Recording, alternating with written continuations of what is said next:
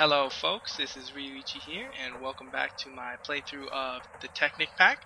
And today what we're going to do is we're going to show you a cool new feature that is from the Industrial Craft and a couple other mods. It's going to be called the Advanced Tools, and what we're going to do is we're going to make things like wrenches, and these wrenches, they interact with the generator and the bat box, and you're going to want to make sure you use wrenches to get rid of the generators and bat boxes in the more advanced machines, because if you were to use things such as pickaxes, it will likely destroy the machine and turn it into a machine block, or even worse, just a furnace, or in some cases. So it's better to make sure you can create the correct tools to use. So what we're going to need to do to make a wrench is we're going to need some bronze. Now bronze is a special alloy, and what it needs is it needs copper and it needs tin. But you can't use the actual ingots of copper and tin. What we have to use is the dusts, and just run this macerator and we'll get ready to combine them. Alright, so we got about 6 tin dust and 10 copper dust. So go into crafting bench. What we need is to create the bronze dust and then smelt that up. So 6 of that. 1, 2, 3, 4, 5, 6. Alright, smelting it, and then should be ready for the use with the battery box. And this is how we're going to actually move the output of the battery box, because even though the battery box can accept energy in all directions, there's one spot where it cannot have energy be input, and that is the output. I'm not to sound like you're stupid or anything, but yeah. And this area, the output area, actually can move to any direction which you use the wrench on it. And we're going to want to make it move down so it can output energy down into the buffer that is going to be the next battery box and the next storage unit when we upgrade it. Okay, and here we go. 1, 2, 3, 4, 5, 6. Now this is the wrench. Now whenever you have a battery box, you want to make sure that you do not use the wrench or any tools to destroy it while it has energy inside. So this one has a lot of energy that it's stored up, and it actually would be a very bad idea to destroy it, because all of that energy then goes away. So what we're going to do is we're going to dig underneath here, and you're going to do a lot of digging underneath if you want to hide your wires and stuff, and you click the use, not the the dig, and there you go. The output is set to this. And usually I would prefer to use gold and then glass fiber wire to rig this stuff up, because that would be a lot it would have a lot less loss from the electricity over the distance, like I said before. And it can actually be very detrimental if you use a very low quality wire, because sometimes the source of energy will not even get to whatever you're trying to power. So there's another trick. Like I said, the bat box works as a buffer. The first level buffer would be to store the energy from the generator. The second level buffer would be to store all the energy from all the generators. And with this, you can put the battery directly inside the top of the battery box, and it will transfer its electricity into the battery. And that's a lot faster, because if you put it in the generator, a lot of the generators won't have a high enough storage to put enough energy into the battery, and that would eventually just make it take I'm not sure exactly how much longer, but it takes a significant amount of time extra to use the generator directly to power your batteries. So here we go, just showing you 1 resin, 3 rubber, and that's gonna definitely increase the amount of stuff we can make with the wires, because we won't have to worry about having 50 trees to produce the correct amount of rubber. So let's make some more copper cables, and what I'm going to show you next is going to be the more advanced tools, that are going to save you a whole lot of trouble, because the tree taps are actually, they're effective, but their durability is very low. And after a few uses, as you see, they just pretty much they just break, and that's no good. So what we're going to make is an electric tree tap. Electric tree taps, they don't have a durability. What they have is a charge. So as long as they are charged, they can be used. And therefore, once the charge runs out, the tree tap is not destroyed. Actually, the electricity is just used up, and you just have to charge it again when you want to use it. So we have enough redstone. I picked up a couple more redstone, a couple more tin down below, and I think we can make 2 more circuits for now. And when we get enough, we can also make an electric wrench. And similar to the tree tap, the electric wrench doesn't lose its durability, it just loses electricity. But the wrench isn't that low of a durable material, so it doesn't really need to be electric in the beginning, because you won't be using the wrench too much. So right now we're going to smelt some of this tin, and we're going to make so here we go, electric wrench. We're going to need a circuit, a battery, and a wrench. And then the same thing goes for the electric tree tap. You're going to need a circuit, a battery, and a tree tap. And once again, because we used this tree tap and we used this wrench, they cannot be used to manufacture the electric versions. So we'll just take a quick break and come back when we have enough tin to create a few more batteries. Alright, so we smelted about 11 tin.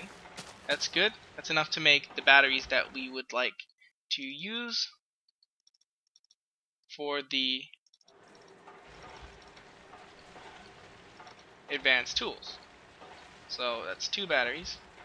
At the moment we cannot use this wrench, and we'll have to wait until we get enough bronze to create a new one. And as you saw earlier, I made a new tree tap, and now we have an electric tree tap. Now, unlike with the battery box, if you use a charged battery to create an advanced tool, the tool will actually be created with the charge of the battery. And now, just like a battery as well, you can place it inside the battery box or the generator. Battery box with the charge will work a lot faster, and you can charge it up.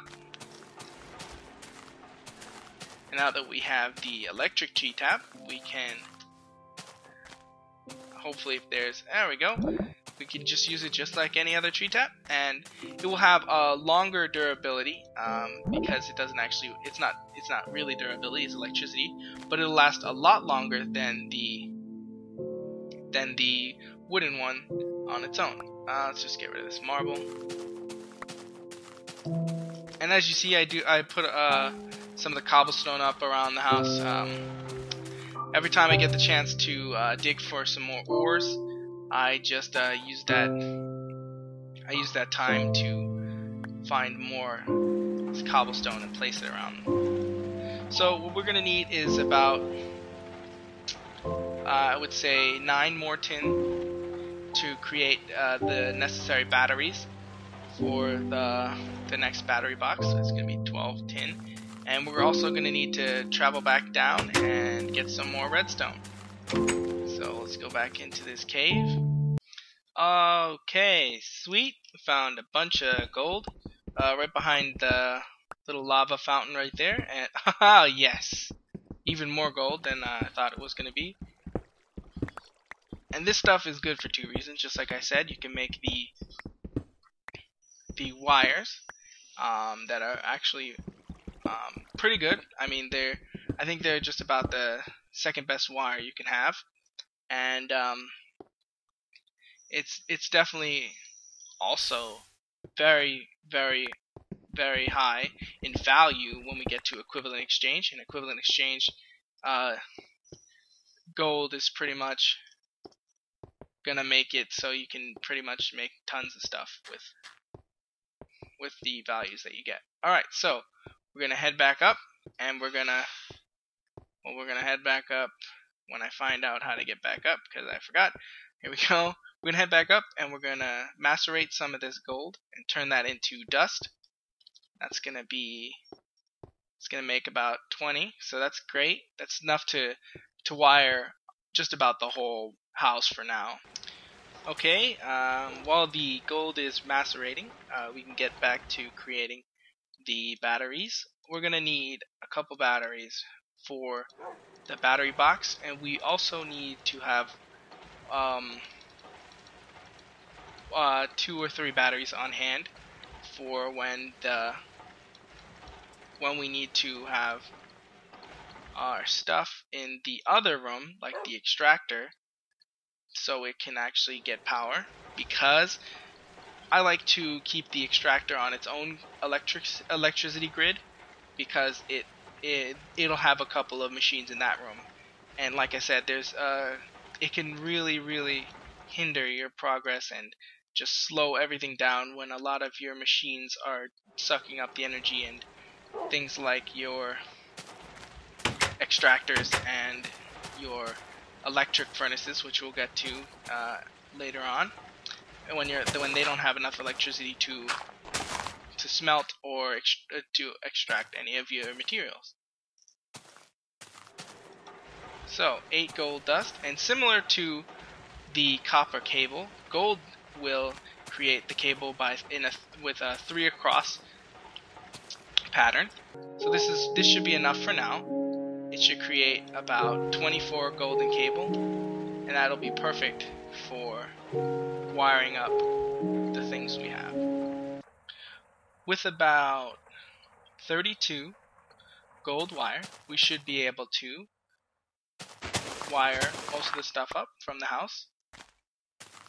So the placement of this battery box is going to be a little bit weird, but it all makes sense later on when we get a lot more generators. But at the moment, we need to make sure that the battery and the generator all get the energy into and from one source into one side. So when we get more generators, we'll have 2 generators per side for now, and that will be enough to power the battery box a lot more efficiently and decrease the amount of bottlenecking we can have.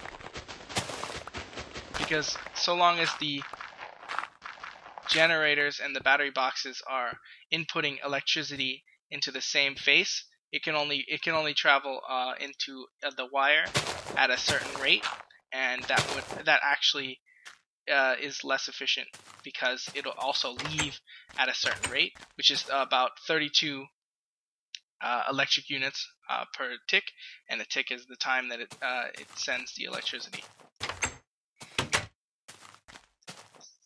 And so what I like to do is I like to set it up right about here, where it goes to 1 below the floor, so we can hide it away, and then have it reach to the middle, because once again, there's a lot of different kinds of steps we have to follow to avoid any bottlenecking. So if we split the wire at this point, even though these are regular old furnaces, it's better to put the wires out for later on when they do become electric furnaces, because it's a lot easier than digging the ground up again to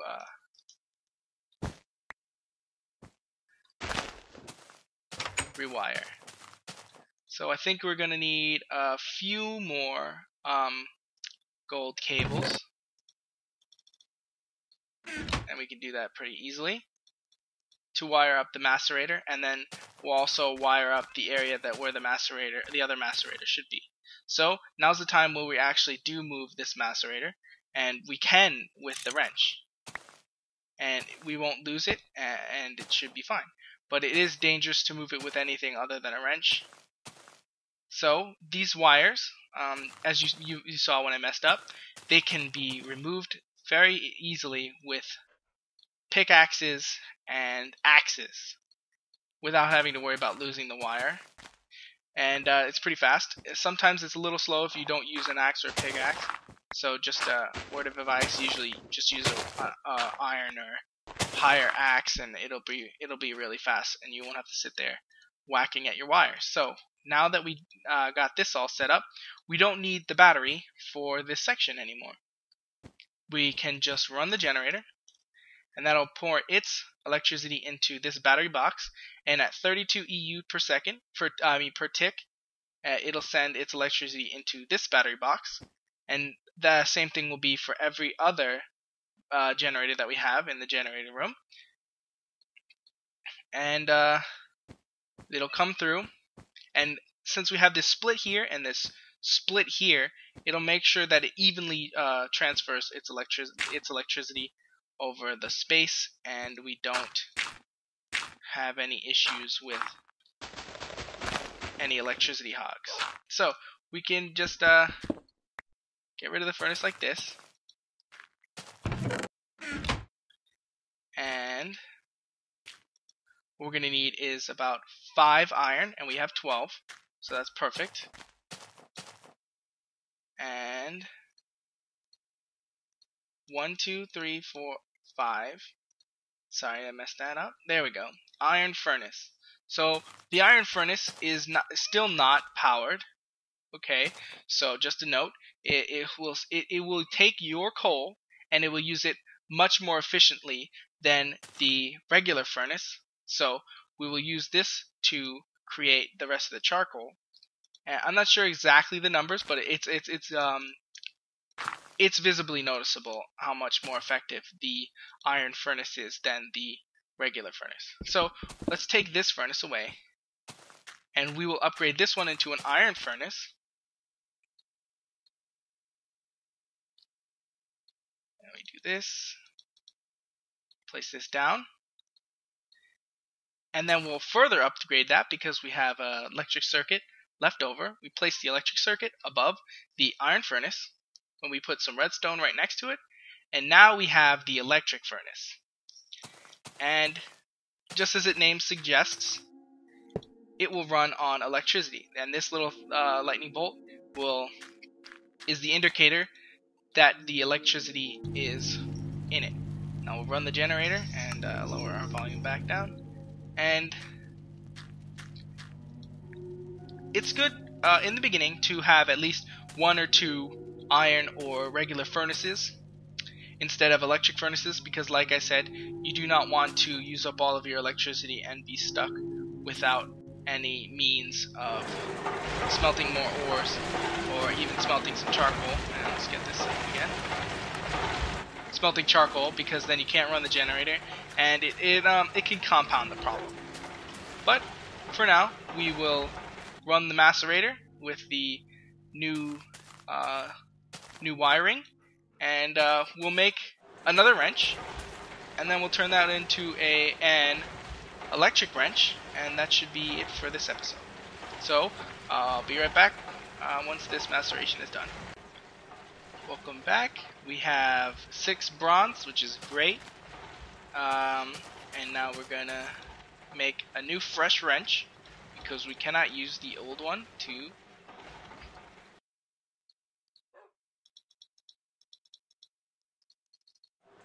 and what we're gonna need is one circuit, 1 battery, and the wrench. And we should be able to charge the battery, and I'll show you how that one will create a charged tool.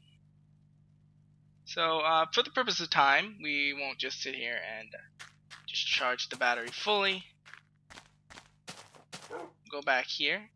We have enough redstone. We should have enough copper cable. Now that I replaced the one from the generator with a golden one, which is even just 1 wire can make a difference in the actual amount of energy that will get transferred to the machines that you have. And here we go. See on the bottom, it might be hard to see, but it is half charged as an electric wrench, and it will work just like a regular wrench. Alright, and that should do it for episode 5.